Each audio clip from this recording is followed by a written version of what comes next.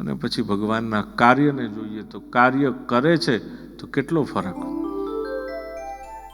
આપણે પણ કરીએ છીએ જે કામ એ કરે છે એ જ કામ આપણે પણ કરીએ છીએ, અને આપણે જે કરીએ છીએ એ જ કામ ભગવાન પણ કરે છે. તો ફરક શું? ઉત્પત્તિ, સ્થિતિ અને લય, જનરેટર, ઓપરેટર અને ડિસ્ટ્રોયર. તો એ ત્રણેય કામ આપણે કરીએ છીએ અને એ કરે છે. તો ફરક શું? આપણામાં અને એનામાં કામ એક જ છે, એક સરખા જ છે, પણ કામમાં ફરક નથી. તો ફરક શું છે? કામ કરવાના પ્રકારમાં. કઈ રીતે કામ કરે છે? એ કરે છે પણ અહંકાર નથી. લખવું હોય તો લખી લેજો, નહીતર તો તમે બધા મસ્તકવાળા છો એટલે મસ્તકમાં લખજો, અને જેને ન હોય મસ્તક કે પુસ્તક એ લોકો મોબાઈલમાં લખજો.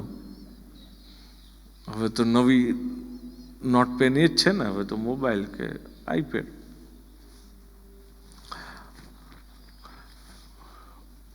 તો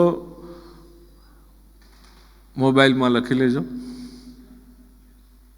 કે ઉત્પત્તિ કરે છે પણ અહંકાર નથી.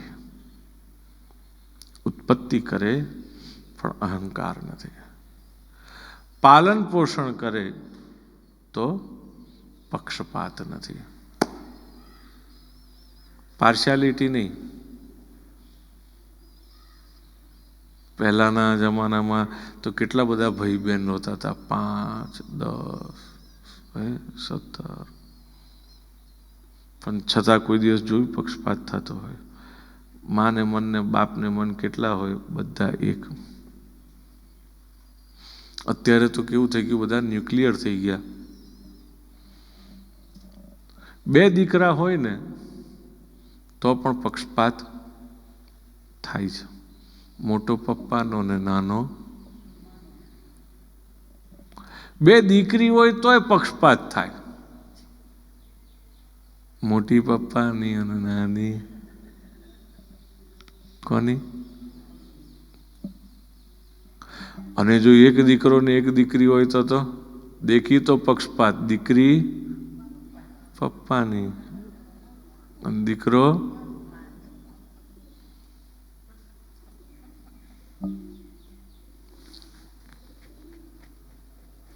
જમાઈ જો સાસુમાને સાચવે ને તો સારો લાગે,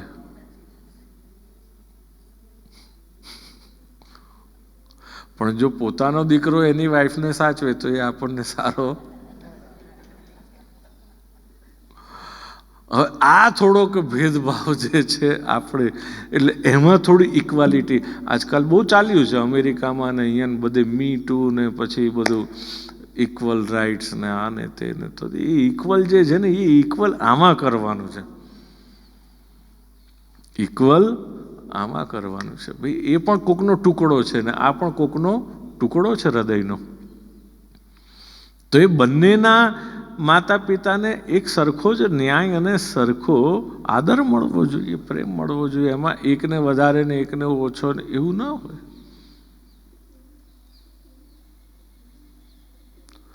તો ઇક્વાલિટી ત્યાં કરવાની જરૂર છે. અને બાકી જે કંઈ પણ ચાલી રહ્યું છે કે equal rights, equal rights, equal rights, પણ ઇક્વલ રાઇટ્સની ક્યાં તમારે જરૂર રહી? ઇક્વલ રાઇટ્સ એટલે શું થયું તમને ખબર છે? તમારો તો ફર્સ્ટ રાઇટ છે. શું છે આપણી સંસ્કૃતિમાં?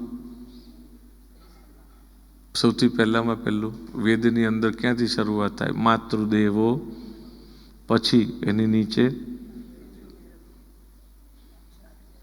એ બધું તો જવા દો, પછીનું જોવું નથી. આપણે પહેલું 2 જોવું છે. પહેલા પગથિયામાં કોણ છે?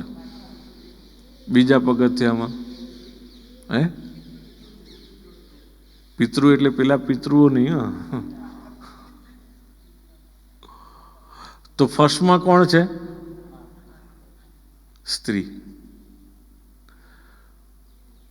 એટલે એ એક સૌથી ઉપરના પગથિયામાં છે. નીચે એની એક સ્ટેપ નીચે ઉતરો તો શું થાય? ઉતરી એટલે શું થાય? અધોગતિ થઈ ને, ડિગ્રેડેશન થયું. તો આપણે ડિગ્રેડ થવાનું કે અપગ્રેડ થવાનું? તો તો પહેલાં જ્યાં છીએ એ સ્થાનને જાણો કે તમે ક્યાં છો. તમે તો ટોપ પર છો, પછી બધા નીચે આવે છે. તો તમારે ડિગ્રેડ થવાની ક્યાં જરૂર છે? ઇક્વાલિટીની વાત કરીને જે ઇક્વાલિટી કરવાની છે એ અહીંયા કરવાની છે.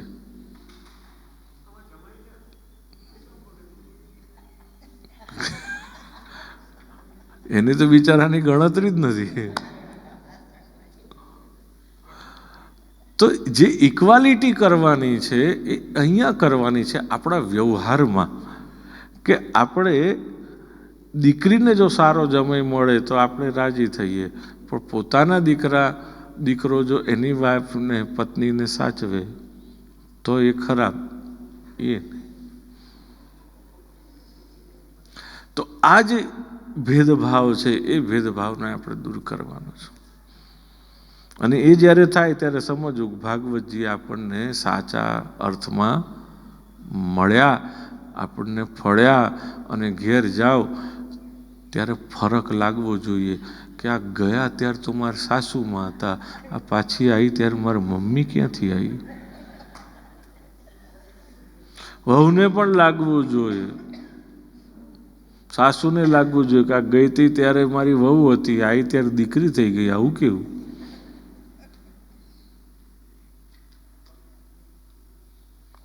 તો આ જ્યારે થાય ને ત્યારે સમજવું કે શ્રીમદ ભાગવત આપણને સાચા અર્થમાં